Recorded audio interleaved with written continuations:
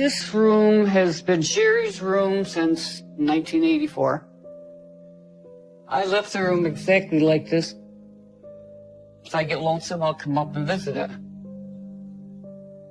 It was panic, is what it was. You just want them to find her. A lot of that time is black and dried out. Some things I can't remember. I'll never forgive myself. It'll be with me for the rest of my life. A lot of them were saying that maybe she just run away. Maybe she's at a friend's house. I knew my daughter, and I knew her darn well. She wouldn't run away from home. She was Daddy's girl. I kept asking all during that time, please let me know she's all right. Please, God, give me a sign she's all right. Well, there are several possibilities that could have happened to Sherry. Pressure mounts with time, especially when it's a young family member, a young child. People are in fear.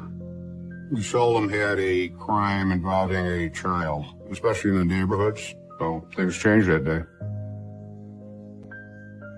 These cops with these real loud cop voices yelling and saying, "Where are you? Sherry, Sherry." Yeah, that was horrible. I never knew any of this evil existed. I don't know how, but I knew she was gone. Okay, this is our family picture.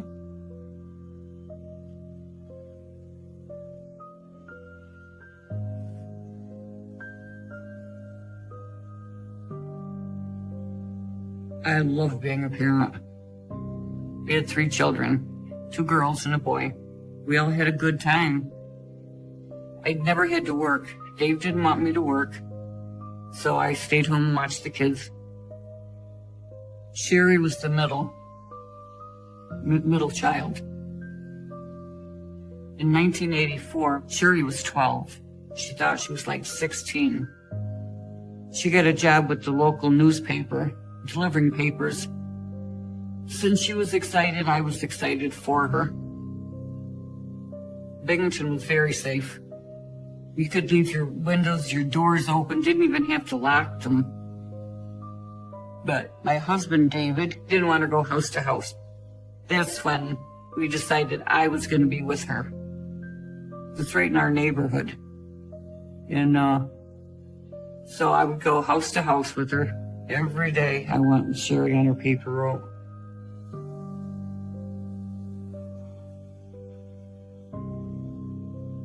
That day, I had food in the oven and I didn't dare leave it alone. Sherry said it was fine, that she could do it. It was no problem.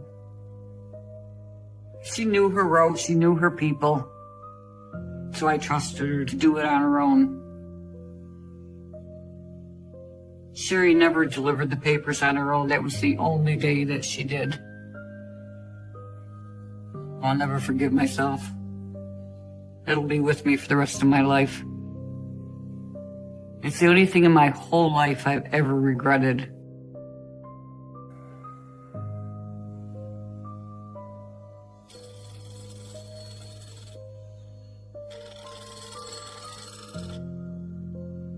.30, I think it was when her little boyfriend would call her.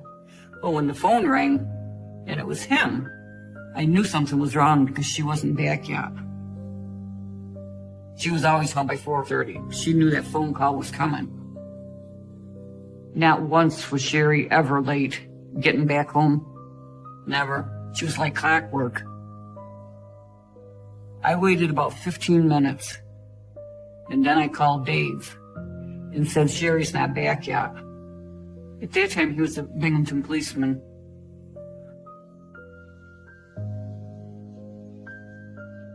When Jeannie first called me at work, I knew something had to be wrong because Sherry wasn't like that. When she said she was going to be home, she was going to be home.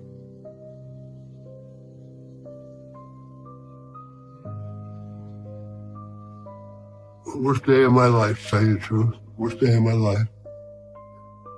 I just knew that I had to go looking for it.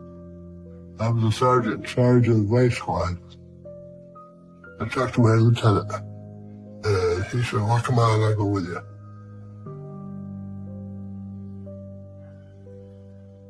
We looked at the streets she was supposed to be on and asking people along the way if they'd seen her.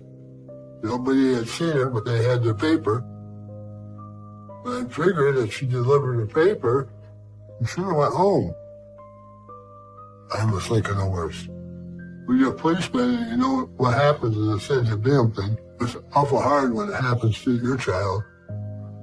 There's been other people getting murdered in the city of Binghamton for no reason, and rapes and violence. You've seen it. You're sitting there thinking, how could this really happen? How could this be happening to us? At that time, I started really getting worried. But we continued down the street, and I lost it. I started crying. I knew right then something was wrong. Went home, and the lieutenant got everybody he could involved with the search. Not only our police department, but the sheriff's department was there. We had the state police come in with their helicopters, and they were all over the place. A lot of them were saying that maybe she just run away. Maybe she's at a friend's house. I knew my daughter, and I knew her darn well she wouldn't run away from home. She was a homebody. She was daddy's girl.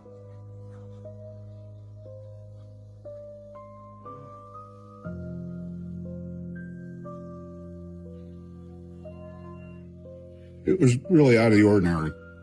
You have a young girl who's doing her collections for the paper, who just doesn't come home. No one really knew what happened.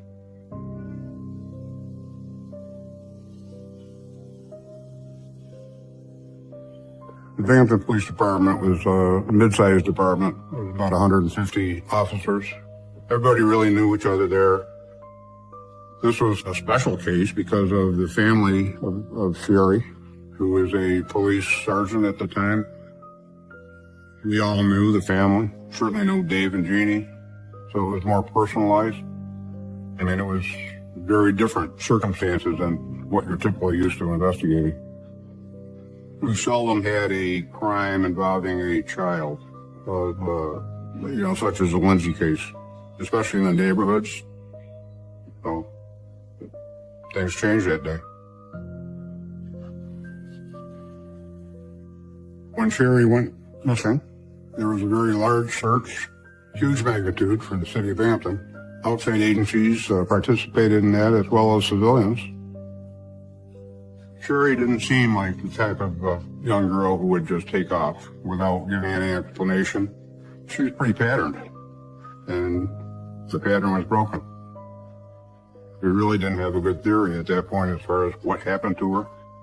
She could have been grabbed, taken into a car or a van or a truck. She could be in a house on a paper route. She could be anywhere. Pressure mounts with time, especially when it's a young family member, a young child. People want results. People are in fear. The more time that goes on, the more difficult it is to solve a case, typically. So, yeah, we were concerned.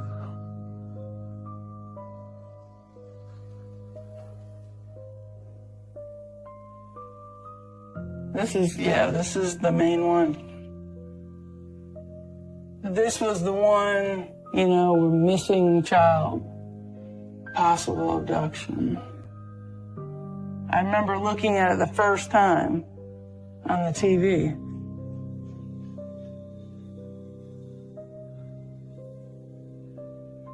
In '84, Sherry was 12 and I was 16. I came home from school and I remember seeing her picture on the news. I heard my dad say, your mom's on the phone with Uncle David and Sherry didn't come home from her paper route today. I don't know how, but I knew she was gone. In my mind's eye was just an image of her just waving. I'm like, see ya.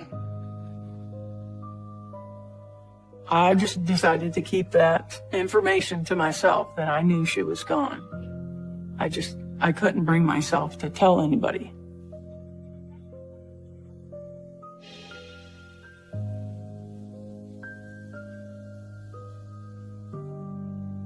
You wake up and you're like getting ready for school, everything, and then it's bam. Oh, crap. Sherry's missing still. People are like what's going on with all the cops? Do you think this is someone your uncle arrested? To my friends, it was interesting. It was intriguing. This teacher, she came up from the right-hand side of me and just came up and said, held my face like this and just said, I'm so sorry with what's going on with your family. She was so endearing. And I felt like I really wanted to just like let her hug me and just let me cry for a minute because she was so concerned. And she said, I hope they find Sherry. And I just already knew in my heart, they're not going to.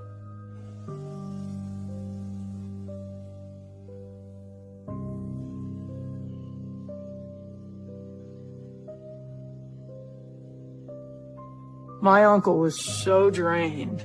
Like there was no color in his face. And these cops with these real loud cop voices, yelling and saying, we're here to help. Where are you? Sherry.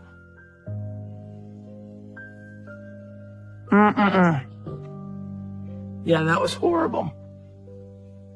Yeah, they were calling her name a lot. Somebody would say, Sherry, Sherry. And then you listen and you think, is she gonna answer? Is she out here? Is she playing hide and seek? I was very naive kid. We just grew up very sheltered. I never knew any of this evil existed.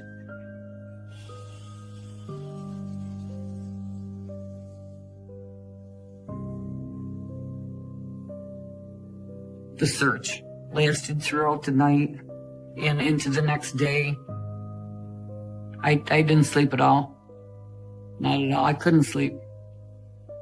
When are they going to find her? David doesn't show emotion.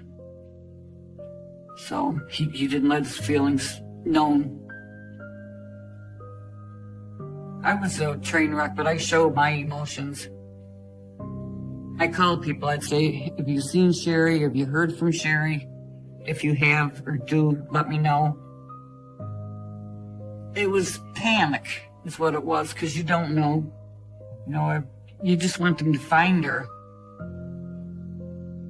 I was still hopeful. You always wait till it's final done.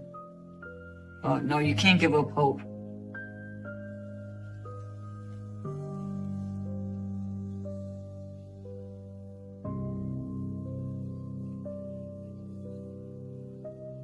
Couldn't go anyplace without running into a policeman. They searched the rivers, searched the river banks, searched the woods behind the house. They checked every backyard in the area, and they put a roadblock out on Shenango Street. They had policemen standing there with a picture, stopping cars, and when they went by. They did that, started that the night she was missing, and they continued right until the next day. Jeannie had a lot of people come in that she knew, her friends, and I had a lot of my friends, all policemen coming in. And they stayed right there with us, and throughout the whole night they were there. And right through the next day, we didn't lack for friends, I'll tell you that. I mean, the house was loaded with them. And then press reporters came and took some of her pictures for the newspaper. It was in the evening press with her picture and everything, so the house was hectic. Not any real updates. No, they kept searching. They didn't come back. They would let us know that they haven't found anything yet, but we knew if they found something, we'd be the first to be notified. And the state police even went into the hills with helicopters.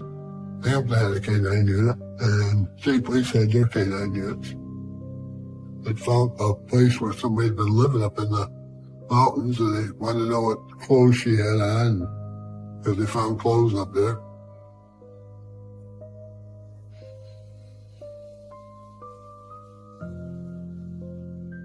It was quite a day. Oh, it was just terrible, As time passed, I was less hopeful. I was worried sick. I hadn't seen my daughter. I was worried where she was at. Everything's going through your mind all at once.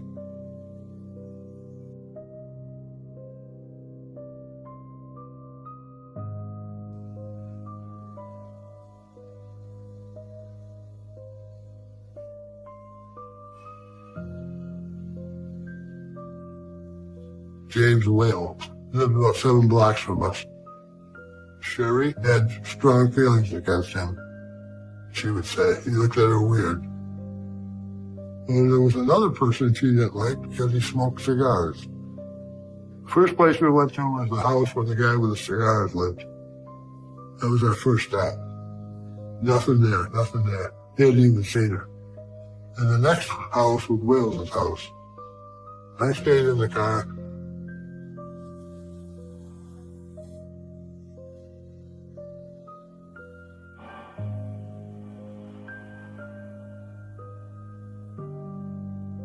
Wales told us that Sherry had come to the house the day before, around 4 o'clock, collecting with a newspaper. I guess he paid her the money. This is what he told us. And she left and walked out, probably to the next house. He was concerned about what could have happened to her. Investigators searched the home. They even went down in the cellar of Mr. Wales' home. However, they didn't find anything, and they left. We had no real factual information as far as where she was.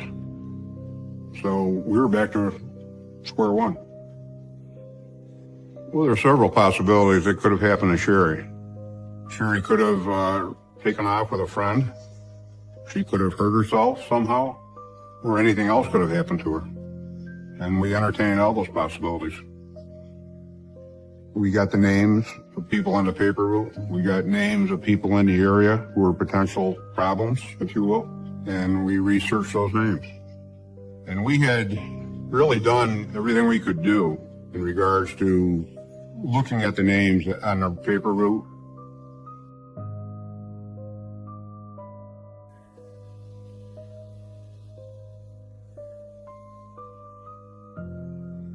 He was somewhat nervous, a little jittery, if you will, which doesn't necessarily say that one's guilty or not, but he just gave us a strange feeling.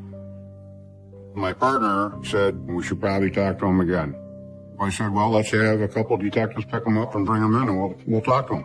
Everything was on the table at that point. My partner was a great interrogator. I had about 10 years on the job at that point. He had more experience than I did. But it was very weird. And even today, it crosses my mind how we went in and got a statement from Wales. We didn't take the Lindsay family mentally in with us. We went in to get a statement from James Wales. I don't know how we did that without letting our emotions become involved. But we did. We were very cordial with James Wales. When you go in to do an interrogation, you don't go in with a lot of emotion involved. You don't go in with anger. You convey that to someone, and perhaps you won't get a statement. And we didn't know where she was, so a statement could be crucial. So we treated James Wales very well. And he went through his Miranda, and we talked to him at length. In an interrogation like that, you want to find out about who James Wales is, where he's been, what kind of relationships he's been involved with, his employment, his past residences. Although we couldn't deduce anything that would say, yes, James Wales is the person we want. The more we talked to James Wales, the more we had bad feelings about him.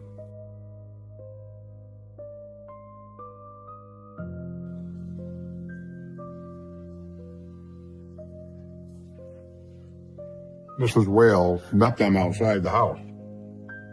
She invited the detectives in, and they spoke to the 11-year-old stepchild James Wells. He made some statements that he heard that Sherry came to the door collecting, I guess.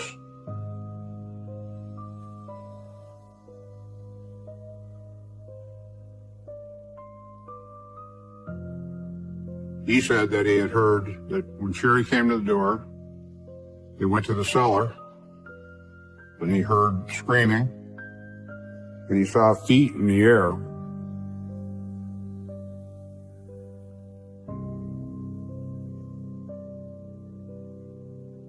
I am in bed, and I'm laying on my back, and my covers are up to here, and I remember I'm still not asleep. The phone rings. Who would be calling this late at night?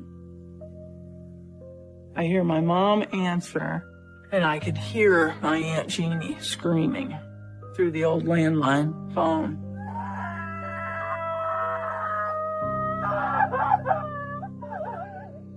And she is screaming. Oh, it was just a horrible. There's nothing like that scream. Sad doesn't even cover it. And I can hear her scream to this day.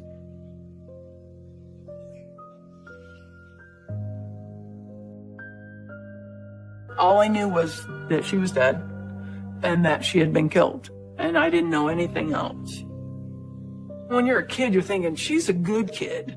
If she can get killed with all the crap that I do, this guy's coming for me. I knew he was. That's what I felt. I felt that fear. And then slowly things started to transpire as to what happened. And that fear grew.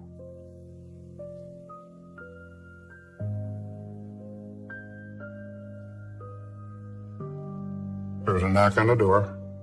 My partner came in and told me that they had found Sherry's body. Detectives got a consent to search, and they started searching the cellar. One detective directed another to look under some paneling or boards, and that's when they found her body, which was wrapped in a blue blanket. We told Mr. Wells that Sherry's body had been located in his house. He had no reaction at first and just stared at us. And he stared at us for quite a while. The blank stare to me indicated that he was involved in her murder.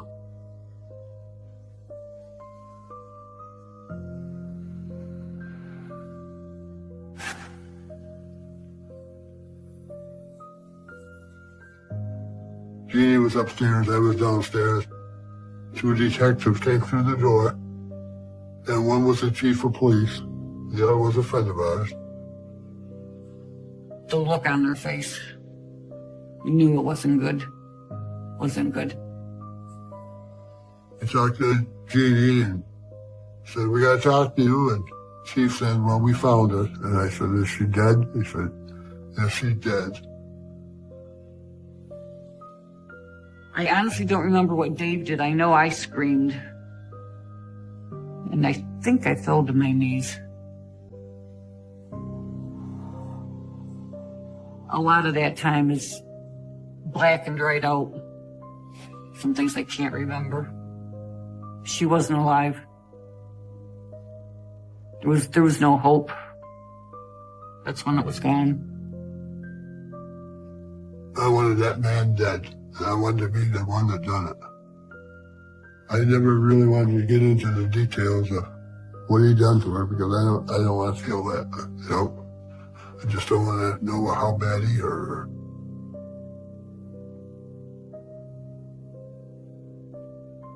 I still blame myself, partially for letting her go by herself. Because if I had been there, it wouldn't have happened. I think about it all the time. And I'll start crying. Just for that simple reason. Is that I shouldn't have done it. But there's nothing I can change now that I should have done or could have done. You never know. And you do the coulda, woulda, shoulda. And that's how it all turned out. But doing the woulda, coulda, shoulda, it doesn't help you, does it? No, no. No, but I still feel the guilt. I'll always carry that.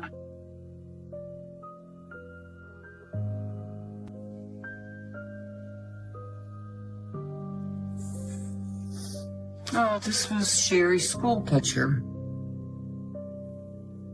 7th grade. This was the last school picture. I believe it was about 2 weeks before. That crooked little smile. Her father's got it too. They both have it.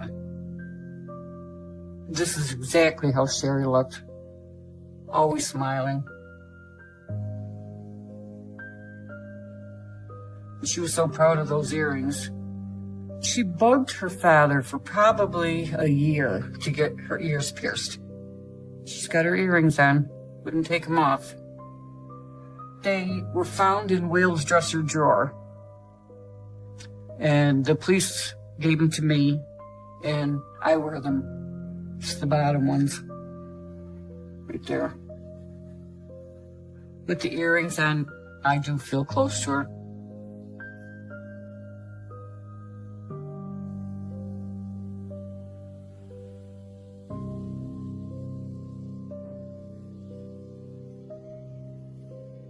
It was a very quiet room after we told him we found Sherry's body. And he just stared at us and spontaneously came out with, "I killed her." He said that she came collecting to the front door, then said that somehow they got over to the cellar door in his house. I suspect that he either grabbed her and pulled her to the cellar door or asked her to come to see something. And he said they fell down the stairs at the door into the cellar. He said Sherry was screaming. He put his hand over her mouth to prevent her from screaming. He hit her 2 or 3 times with what he said was a stick. The stick he was referring to was actually a table leg. He said after that he raped her. He put a clothesline over her neck and hung her from a pipe. Killed her at that point. He put her in the fruit cellar and wrapped her in a blue blanket and threw the paneling on top. I specifically recall, I just said, "Would you do that?" And he said, "Well, I had dinner on the stove for the kids and I had to go up and finish cooking dinner." Which was a shocking statement. We did our job, but now it's back to reality. And here's Dave and his family. Can't bring his daughter back. What do you say to a father and a friend?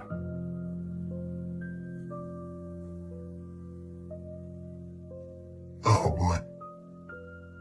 The hardest thing, even harder than that day I was told, the hardest thing was for me to walk in that funeral parlor and break a casket out for my daughter. We sat down how, to make funeral arrangements and all that. The funeral director said, "Now, you and Jeannie go and pick out one of the caskets.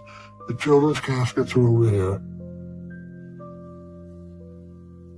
Who should be burying their 12-year-old daughter? Who should be doing that? She should be out happy. She should be in school today." I mean, why would you have to bury your own daughter? How could somebody do that to you? I was crying. Jeannie was crying. Funeral guy was crying. I told Jeannie, "I gotta get out of here. You pick out the one you want."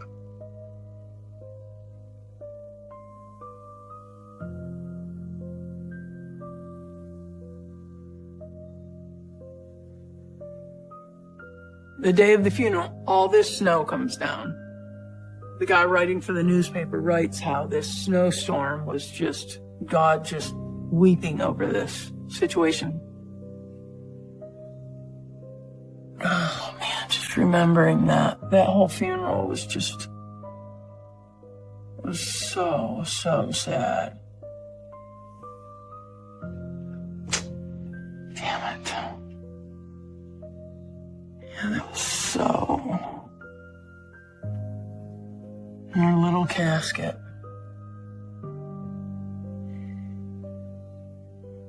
There's something profound about a child's casket that you don't get over.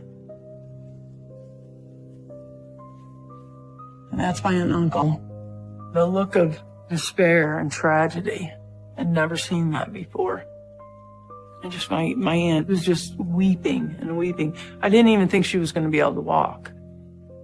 She was so devastated. So devastated. It was so unfair. She just didn't deserve that. My uncle and I talk a lot. And one of the things that he said to me was, here I am out here protecting other people's kids, and I couldn't protect my own. He takes it personally, and he did nothing wrong. My uncle did nothing wrong.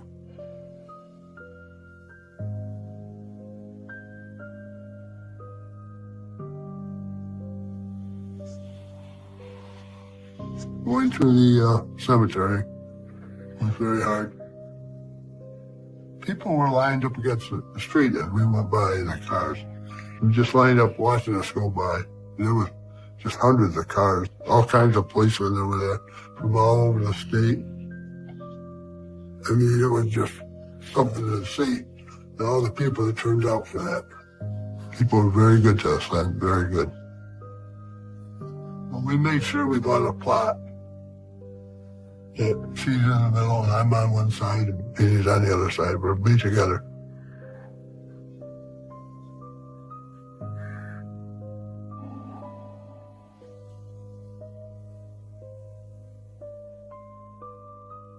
My aunts could not watch what they knew had been done to her body.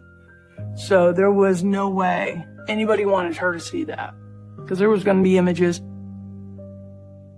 My mother's going to be furious about this because she still doesn't know that I snuck in. I sat in the back of the courtroom. I still kept thinking, somehow this can't be true. I remember seeing the back of Wales' head and just his hair. That man was horrible. The boogeyman was the only thing that I could, that's the terminology we used. And in my mind, this guy was so horrific because he was able to take her life. And see, I'm sitting there thinking, how dare you? Why would you hurt her? I'm thinking, he's got to be like Satan. And I was scared to death. What if he escapes? What if he gets away? What if he knows I'm here and I'm not supposed to be here? All they were talking about was the canines that day. It was not about her death. I don't know that I would have been able to handle that.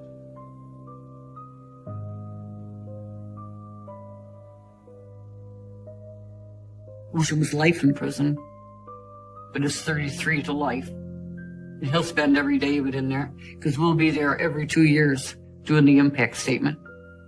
And when Dave and I are gone, and he's still alive, my daughter and son will still do it. It's James Wales. It's the guy that killed Sherry. Like a nightmare.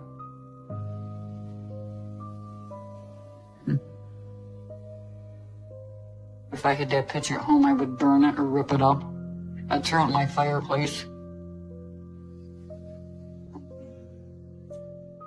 Yeah, he's as spooky looking as he is in person. Had enough of him.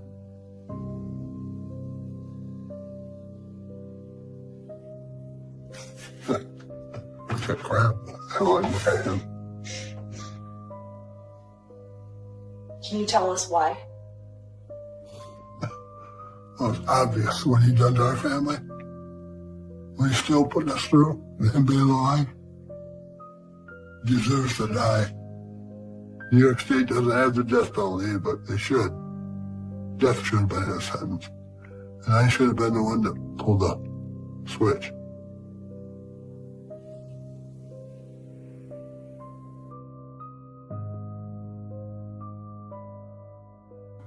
Well, after it happened, my emotion died. I didn't bring it up, but I got to drinking pretty good. And it got me away, and I didn't have to think about things. I never told anyone that I was sneaking away at night, going to the cemetery and talking to a Sherry. That helped me feel a lot better when I went up there. I mean, they say, let my feelings out, nobody around, nobody would see me. And I could cry all I wanted to up there and talk to her, and just helped out a lot. What kind of things did you talk to her about? Oh, just that we missed her and wish she was here, and sorry it had to happen to her, and we all miss and love her, and we would never forget her. I was hurting. I kind of held myself in. I was supposed to be the man of the family, so, you know, I really didn't talk about it.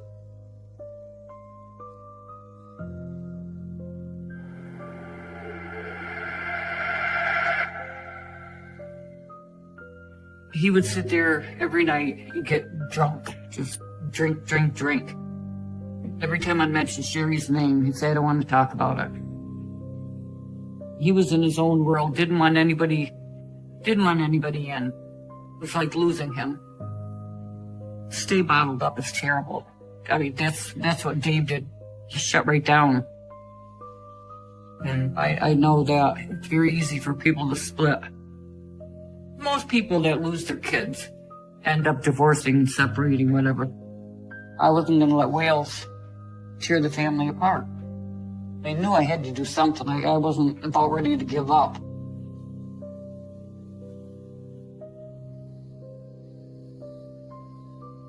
Dave was in a real slump, and he wouldn't cry. He wouldn't show any emotion. I had to get him to cry. I had to get him to talk about her.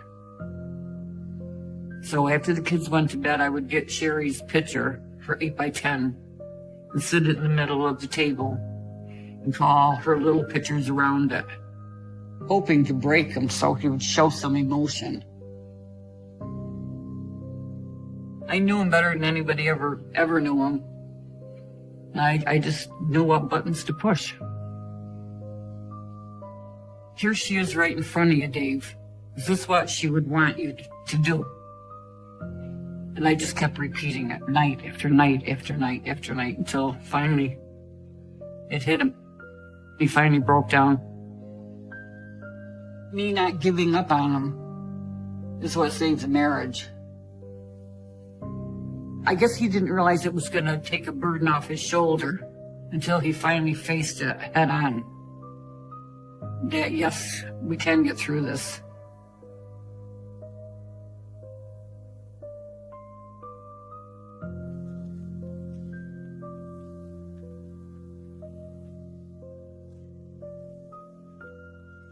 Well, that's James Wales in Air State Prison. He's done almost 37 years in jail. It's hard to say how that's affected him. If he were released, I would be worried there'd be a possibility that this could happen again. So the parole board asked Mr. Wales, New York State Parole, any thoughts, reflections you wish to share as we look back at this horrible tragedy, sir? During the course of the years, I thought all of the things that I robbed that girl of.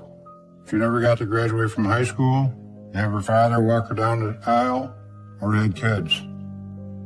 These are things I felt a lot of remorse for, and I take responsibility for everything that happened.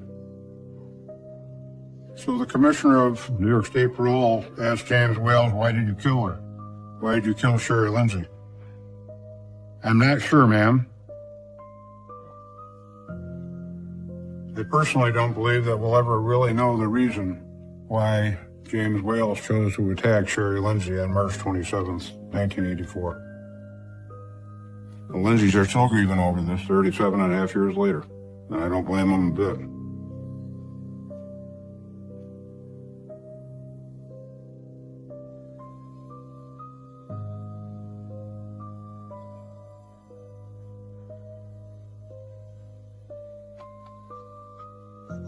Oh,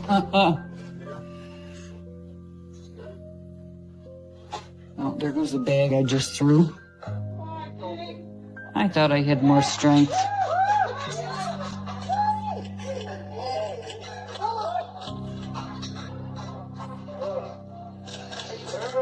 Oh, it was three strikes, you're out.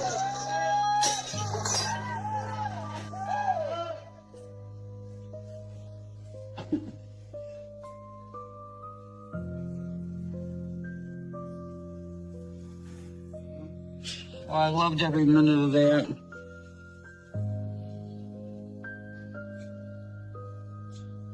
That was Wales's house coming down finally after all these years. I wish I was a little stronger so my son wouldn't have had to knock down the door.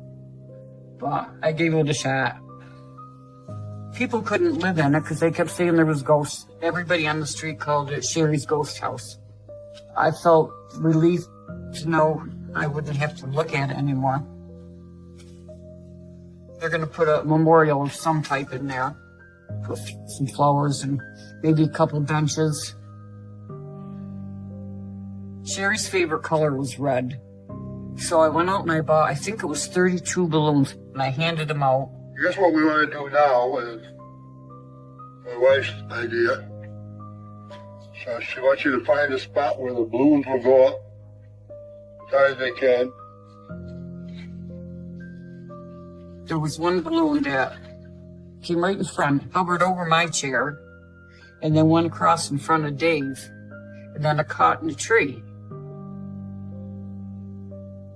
I kept asking all during that time, please let me know if she's all right.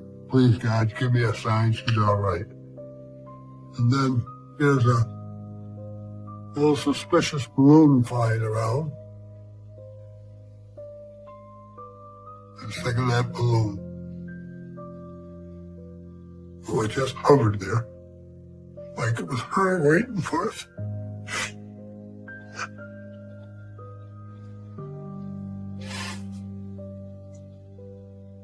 I believe there's angels out there.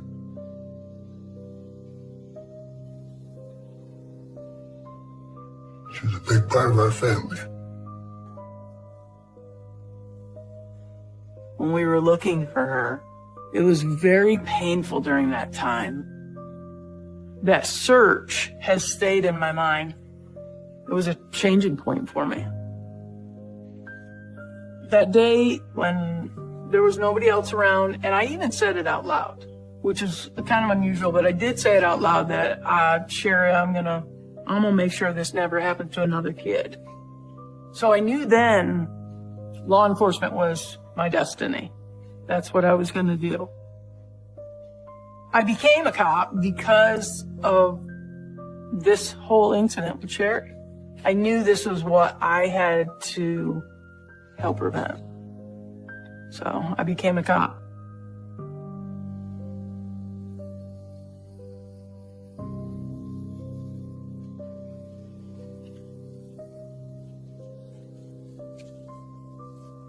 This room has been Sherry's room since she left us in 1984.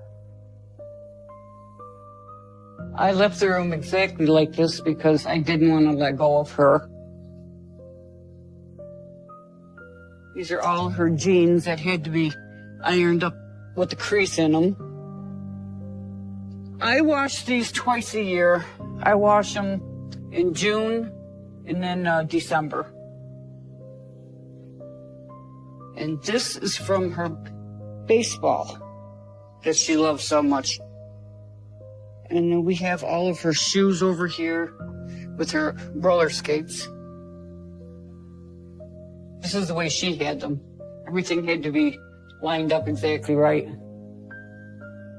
If I get lonesome, I'll come up and visit it. I just can't get rid of it. I mean, she's never gonna leave me, and this is how I keep her here. I can't get rid of it. That'll be the next generation to do.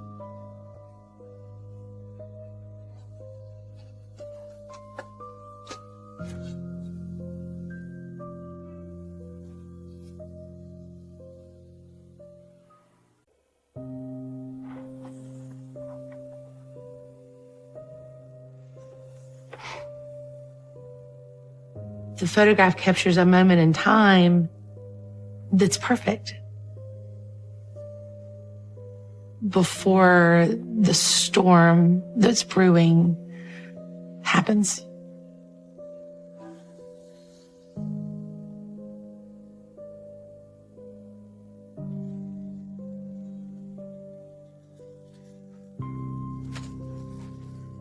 My first job was at the skating rink.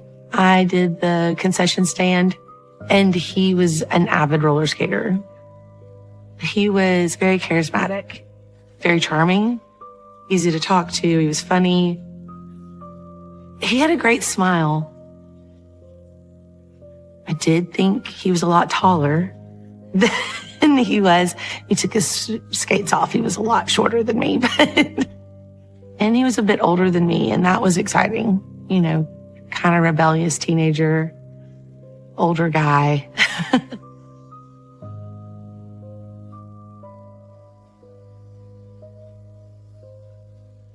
I feel like when Jeff and I started talking, it did move quickly. We were always together. He would come over after work, and then he had to leave at 11. My parents would always, tell him it was his curfew. It was time for him to go because I had to go to bed. So Jeff would leave, and he would wait for my mom and dad to turn their bedroom light off, and he would scale 3-story balcony. We would hang out and fall asleep, just laying next to each other. And I set my alarm for 4:30 every morning because my dad also got up really early to go to work. And he would go out the same way he came in. I was 17 and smitten and, head over heels.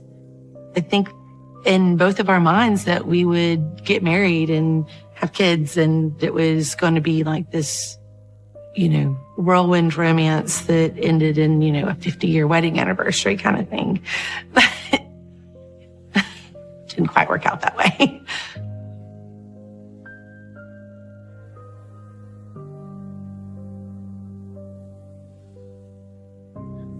Oh, yes. This is a photo of the four of us. Me, Tom, Ron, and Candy. It's the last picture we had made together.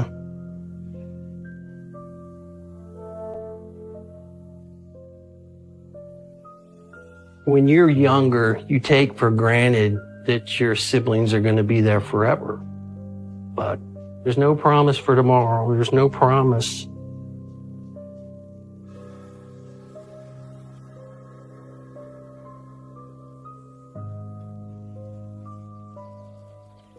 My favorite all-time memory of Candy was when she was 16, she took us to our first ever movie. Me and my two brothers, first time we'd ever been in a movie theater in our lives. Star Wars, of course, which is the greatest movie ever. I'll never forget that. That was the happiest time. Candy was very outgoing. She loved life. She had good friends. She loved her friends. But she wanted to live her life her way. And my parents were very strict. My mom and dad were Baptist, devout Baptists. And Candy didn't want anything to do with that.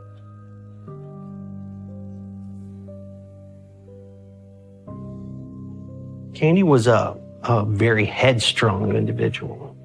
As soon as she turned 18, she got married.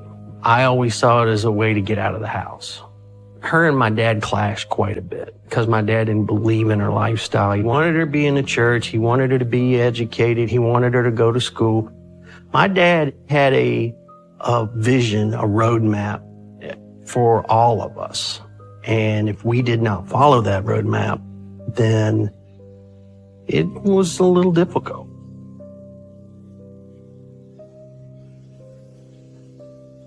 At some point after that, my parents were living in Birmingham at that time, and she moved to Birmingham to be close to my mom and dad. So at the end of the day, Candy was his girl, his baby girl.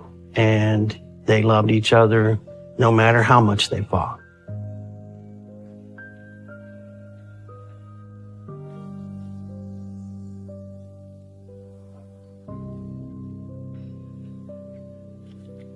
When they were together, this is how you saw them. I mean, that's nothing but love, man. She loved that boy. That was her life.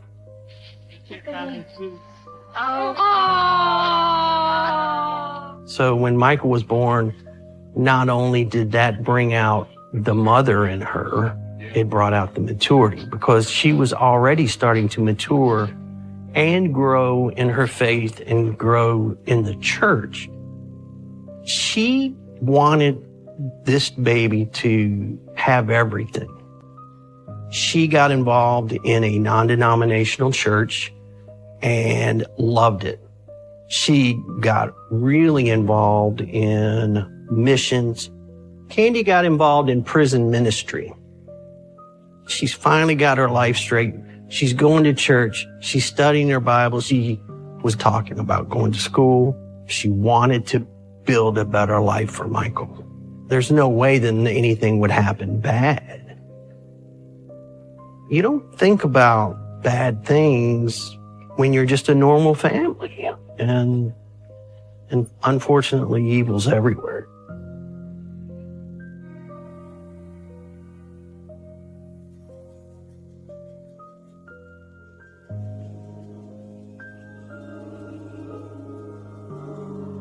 I remember that we got the call early in the morning. Most of the time in the morning when you got a call, the case is several hours old. Every tick of the clock is important.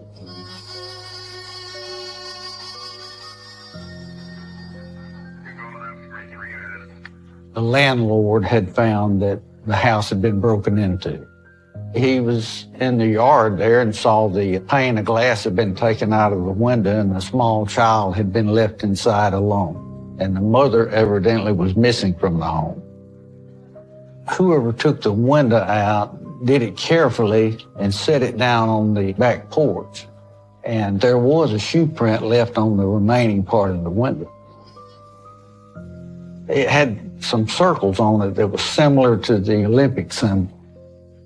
Once we saw there was a shoe print there, we knew someone had stepped on it and climbed through the window.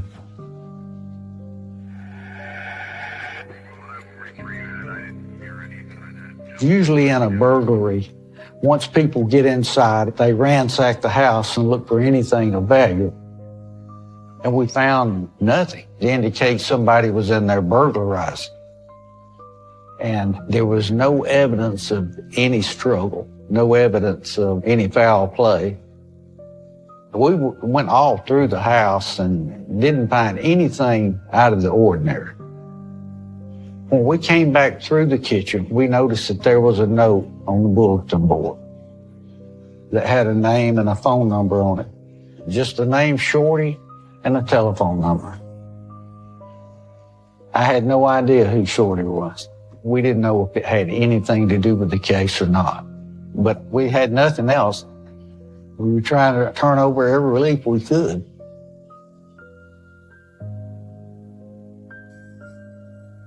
A phone line being cut usually indicates that someone is trying to silence someone for a purpose. I don't think I'd ever worked a case where that had happened. We had a crime scene of a possible burglary, but we had no body. With the window taken out and the phone line cut, I felt almost 100% positive that she had been abducted. You have instances where you have ex-boyfriends that come and take them away. Hopefully she's alive somewhere and someone will find her. I felt like, if she's still alive, we would have to get her quickly. We had no evidence to go on other than maybe a phone number. We were racing the clock.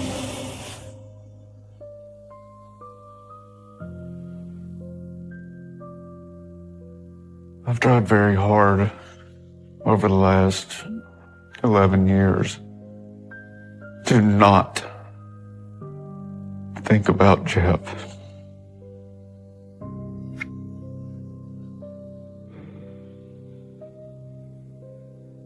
when I do think about him, I can't help but think about the happy memories and the fact that we'll never be able to make any more memories of any kind.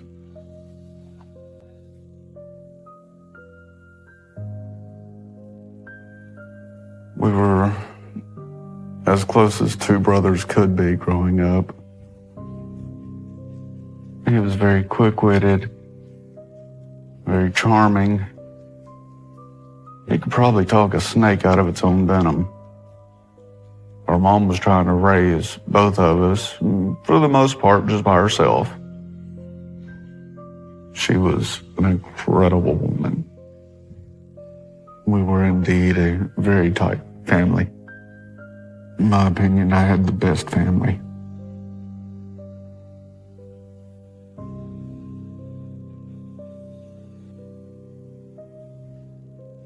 In his early teens, he started getting in trouble with the law. Not anything major, but minor acts of vandalism. He would occasionally find a business that he was interested in exploring and would break into it after hours. I really don't know what he got out of breaking into businesses, but not once do I remember him taking anything. I think it was mostly just the thrill of getting into some place that he wasn't supposed to be and getting back out without getting caught. Sometime in early '93, Jeff finally asked me to go along with him on one of his break-ins. I agreed reluctantly. It was a chance to spend a little extra time with Jeff, so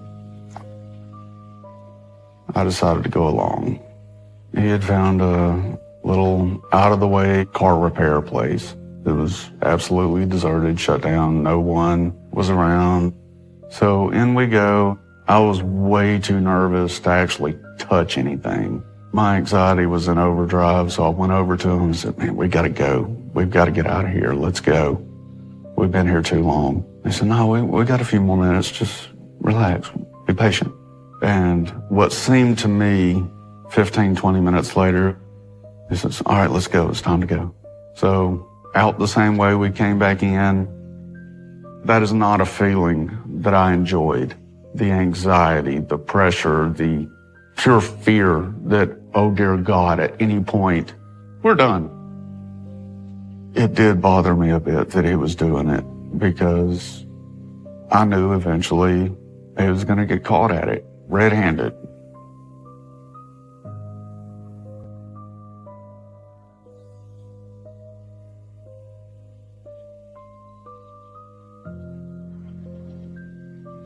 Sweet young lady.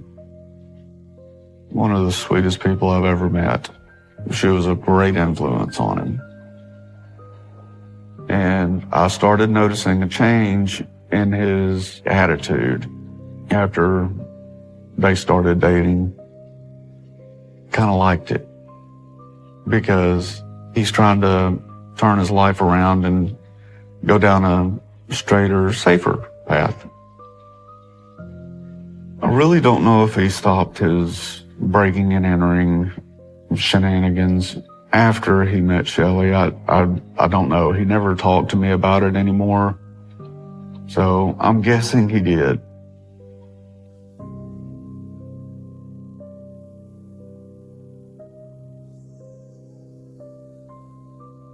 May 19th, 1992, phone call came in. The landlord called my dad and said that Candy was missing and that Michael was at the house. Where'd she go? I knew she wouldn't leave her son. We called her friends. We called people who knew her. We called her church mates. No one knew where she was.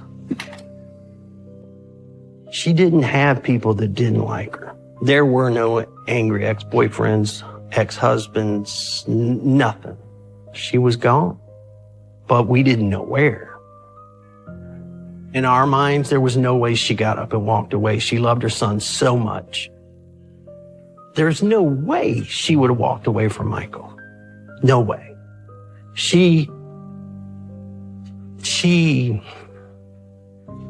I can't.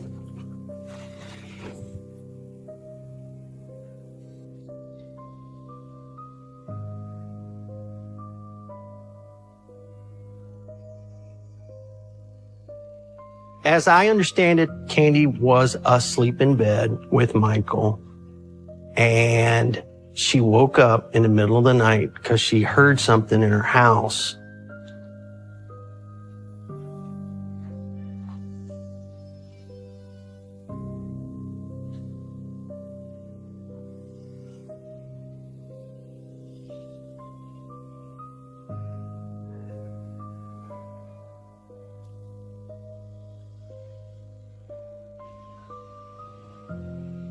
They didn't seem to be doing anything but walking around. And she said, I didn't move. I just laid there and pretended like I was asleep. Whoever was there was spooked and left. The next day, they found out her phone line was cut. She told the police Shorty was in my house, and nothing was done about it.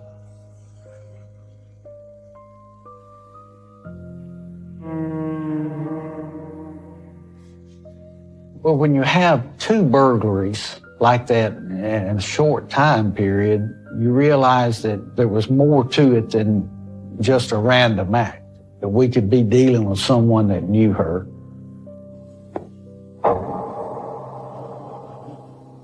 I expressed my concern that something was going on, and I was going to try my best to find out everything I could.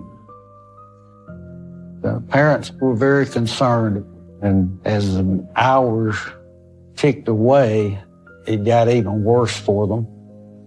Just listening to her dad talk about her, I could tell that he loved her dearly, like any parent loves their child, like I love my children.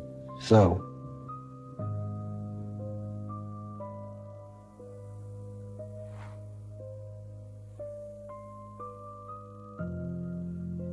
you try to say, I'm not going to get involved emotionally, but once you start seeing their grief and their fear, you become attached to it.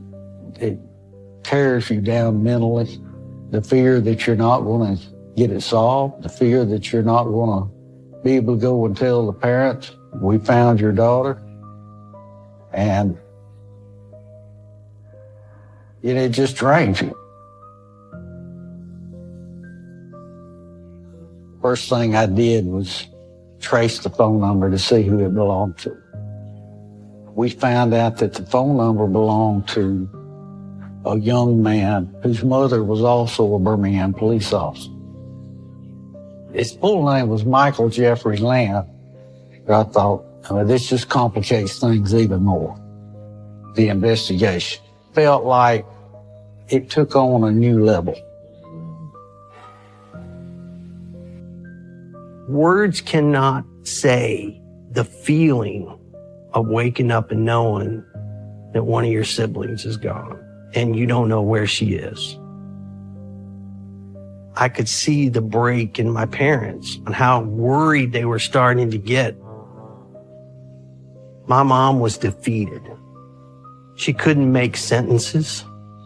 She couldn't think. My dad would sit by the phone and just wait, wait for the cops to call, wait for something to happen. I remember sitting myself quietly in the corner. I didn't cry in front of them. I didn't cry in front of my siblings. My tears came out at night. I did not want anyone to think that I did not have the confidence she was coming home.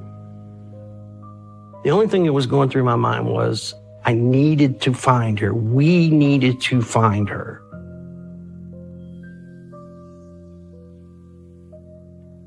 The biggest question for me at the time was, where was Candace? Was she being held hostage? Was she possibly deceased? Was she taken to another city, another town? We did not know.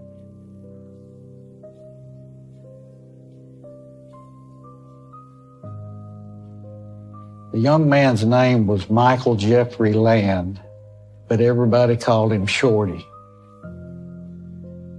I didn't have a lot of interaction with Jeff's mom after the investigation began. And when it comes down to loyalty or your feelings towards a coworker versus this terrible crime, you have to do your best to prosecute the case to the fullest.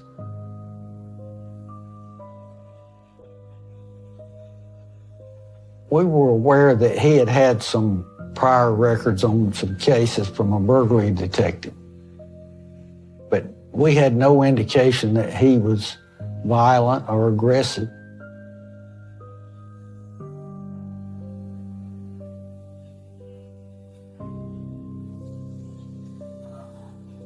When we first saw him, we realized where he got the nickname Shorty. He was very small. He had a real charismatic personality. He's real pleasant. We told him we would like to talk to him about a lady named Candace Brown. He told me that she was a friend of his and that they had met at the correctional facility. She was visiting the prison down there as sort of a ministry. We told him that she was missing. Did he know anything about her disappearance? And he said he knew nothing.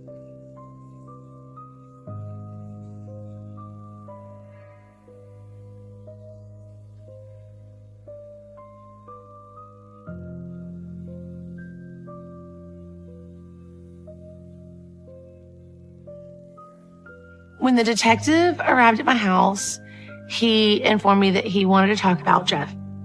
Jeff was suspected with involvement in a young girl's disappearance. I remember being very defensive because, how dare you think this awesome guy did this? Jeff was a good son. He loved his mom. He was a great big brother. He never fought. He wasn't violent. He's with me all the time. There's no way he could have done anything wrong.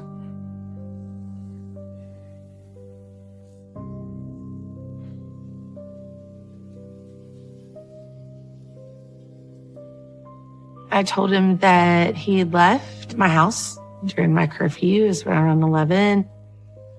And when I went to my room, I had seen his car parked outside.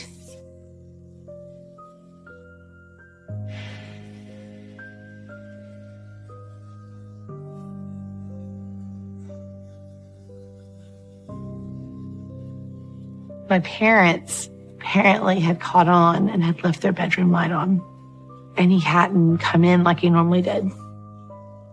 And probably a little after midnight, I finally fell asleep. He had told me he fell asleep in his car. I know his car was there. I knew where he was. He was there. And then he was on site at work at 6:30 in the morning. I had no reason not to believe that's exactly where he was and what he was doing.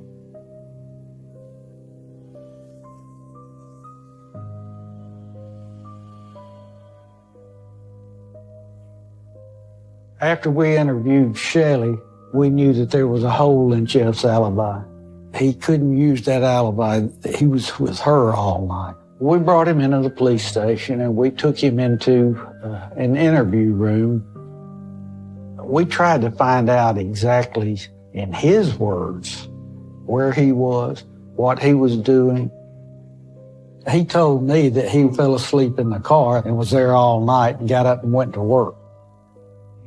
And somewhere along the interview, we realized that he had what appeared to be a blood stain on his tennis shoe. He was sitting at the table with his legs crossed, and so I accidentally dropped my pen on purpose. And I bent down and looked, And lo and behold, there was those circles. 3 circles on his shoe, similar to the Olympic symbol. And my heart leapt. The pattern on his shoes fit the pattern on the footprint on the pane of glass at Candace's house. The interview became a lot more intense at that time. We knew that he was hiding something. We didn't know exactly what, but we knew that he was keeping something back from us. I had to stay calm and focused. It's always important not to play your cards until it's time. It's kind of like a poker game. You wait till the pot gets real big, then you play your hand. When we were kids, I was 2, so he would have been about 7. We had gone down the street from where we lived to a neighbor's house. They had a dog that they kept on the front porch. I was just petting the dog. It turned around and bit me in the face. I started screaming, bleeding all over the place. Jeff scooped me up in his arms and started running as fast as he could from door to door, trying to find somebody to help him. That's not a sign of somebody that has violence in their heart. It's not. Jeff was not a violent man in any fashion. He had given kids a bloody nose or two when we were kids. They were picking on me. Jeff wasn't capable of murder. He didn't have it in him. He could defend me, but that was it. As soon as that was over, he was done. Did he do some bad things in his life? Yeah. If breaking and entering is bad, yes. If stealing cars is bad, yes. Jeff never hurt anybody.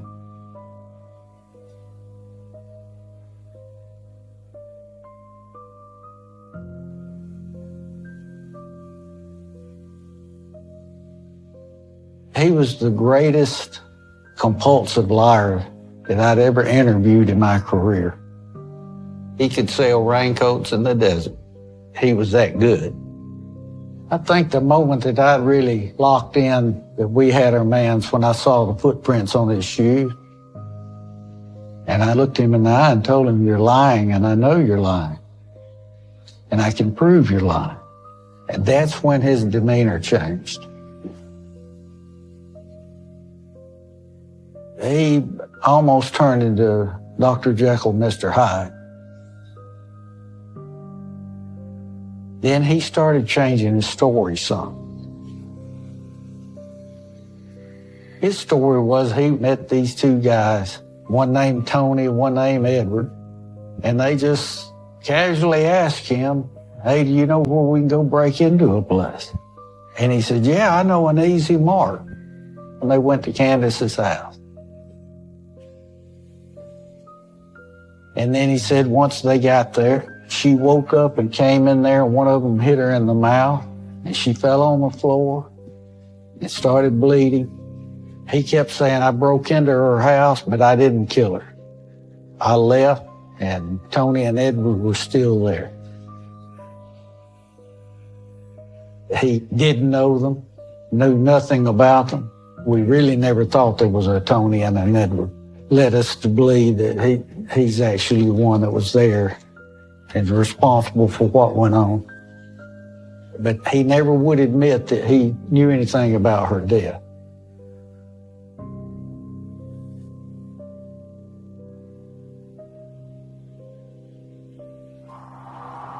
We couldn't talk to him anymore about possibly where she was at.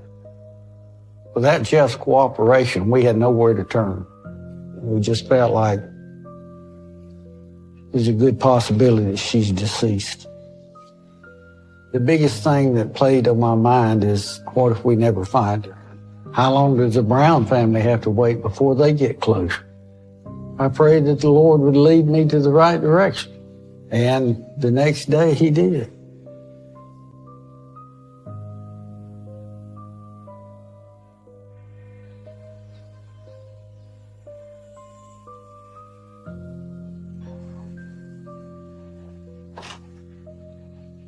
2 detectives came over and said, we identified her by her dental records, so we know it's her 100%. And that's when my dad said, well, I want to see her. And they said, no, you can't see her. Because she was, the way she was shot, and she was up on the mountain in the heat for a day. Your whole life changed in that one instant. The whole family's life changed. I was born and raised Baptist, and when this happened, that went out the window for me. I was so mad at God. I was so mad at every person I could find.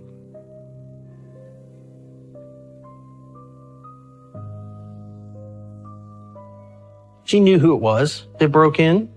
She filed a police report, but they never went and asked Jeff about it. If you look back at Jeffrey Land's history, from his late childhood all the way through, he was in trouble, and he kept escalating. I blamed his mother for a long time because I believe his mama ran interference for him his whole life, and because of that, he thought he could do no wrong. The anger took over in me. At that point, religion was out the window. This was about my family. He had no place in this world, in my opinion. I wanted him gone. I wanted him dead.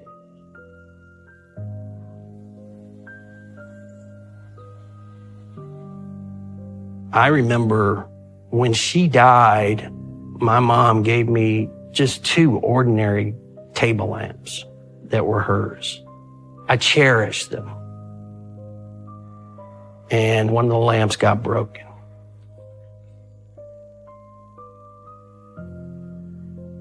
And I sat down right there in the couch and just started bawling. And I just went off and said, how can you believe there's grace in this world when a God will take a mother out into a field and shooting her while her son's sitting in the bed? That was the pinnacle of my anger.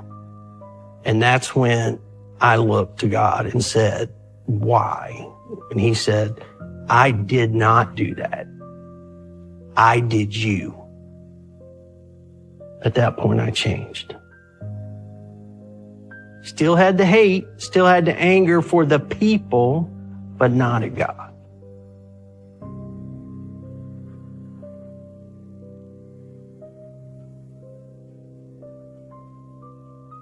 I remember walking up and seeing her face down. She was shot in the back of the head, and part of her buttocks were showing. My first thought was she was sexually molested. The evidence technician took a lot of photographs, and we collected her clothes and whatever was there. A bullet was recovered. It was a .45 caliber. That .45 caliber bullet matched the grooves in Jeff Land's handgun. We had a pair of tennis shoes that matched the footprint on the pane of glass that was found outside of her kitchen. And the evidence technicians collected some stains on her shirt, and they were analyzed and found to be semen that matched Jeff Land. In my opinion, what transpired once he got to the house and broke in is exactly what he had planned. He had planned to go get Candace and take her, and he left a little boy in the bed there by himself, and he took her to those woods and he shot her and killed her. She didn't deserve to get what she got, to be carried up on a mountainside and murdered. No one deserves that.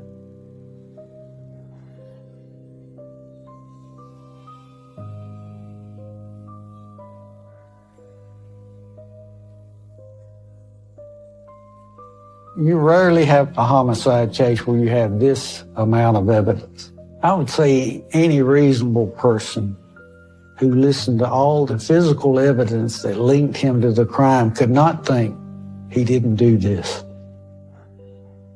I have not seen undeniable evidence. There was a lot of circumstantial evidence. If it was a 45 that killed that lady, Jeff didn't do it. Jeff didn't like 45s at all. The only gun Jeff ever carried, illegally though it was, he was convicted felon, wasn't supposed to have them, it was 38 revolvers. Reliable, dependable. Revolvers don't jam. So, no, I've never considered for half a second that he might be guilty.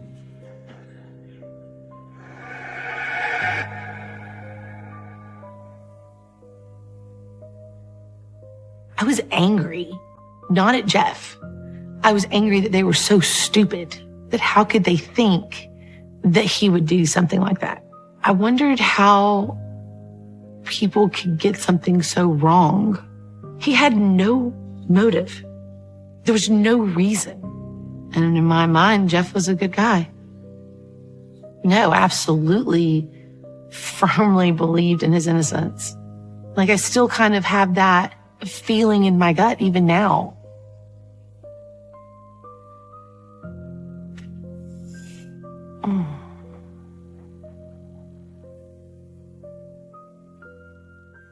There were a lot of things that didn't make sense. His car was parked outside my apartment. See, that's always been the key for me. And my mom saw it, and I saw it. 1:30 in the morning. Yeah. But between 1:30 and 6:30 a.m., there's 5 hours. I know. I know. Why has it been so hard for you to believe that Jeff could be guilty of this crime? At this point, it's not even about whether or not Jeff was guilty. It's how could I have been so wrong if he was? What if I was wrong and I defended someone that was a horrible person? Do you believe he's guilty or innocent?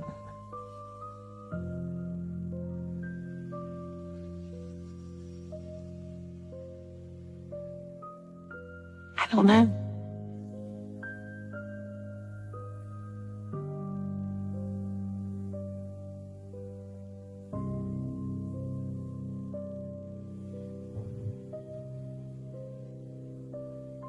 Last day I saw Jeff was August 12th, 2010. Me and my mom had gone down to visit. To make his last day with his family. Jeff pulled each one of us aside individually and talked to us for a couple of minutes. The last things he said to me, I can't share that. One of the things he asked each of us was to not share. It is a very private matter, what he said to me that day. Really nice big group hug. And then I had to turn my back on my brother. Forever.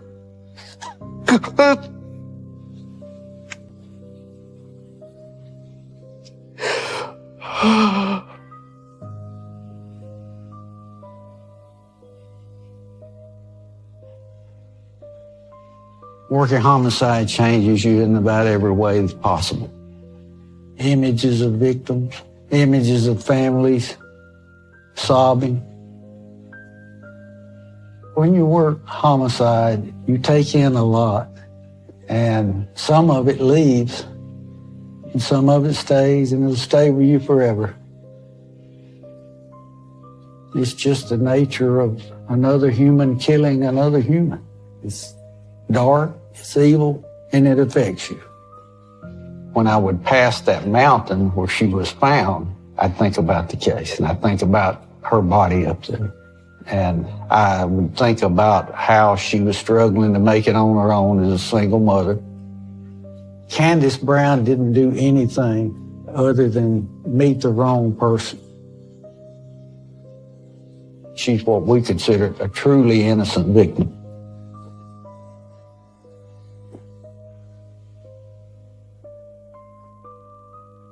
I was praying for comfort for my mom because she was one step away from being committed when she found her purpose, which was Michael. Michael don't know what's going on. She will tell you it was Michael and her kids, but we all know it was Michael. And thank God for that. Between her and my dad, they did an awesome job. Michael has turned out to be a fine young man. So proud of him. It took a long time to get the grief out, and it's still there. It's been 20 years, and it's still there. It's my sister, my only sister. I can say that I honestly did forgive Jeffrey Land for what he has done. I had already forgiven his parents, his family. They didn't do this. Jeffrey did it. I still say, evil's in this world. When he was an evil soul. What caused that? Who knows? But I forgive him. I have to forgive him. You have to. Candy was so fun, so fun-loving. She loved life. She loved God. And she loved her family. She just believed she could do anything. She was a soul, for sure, a good soul. And I can't wait to see her again one day.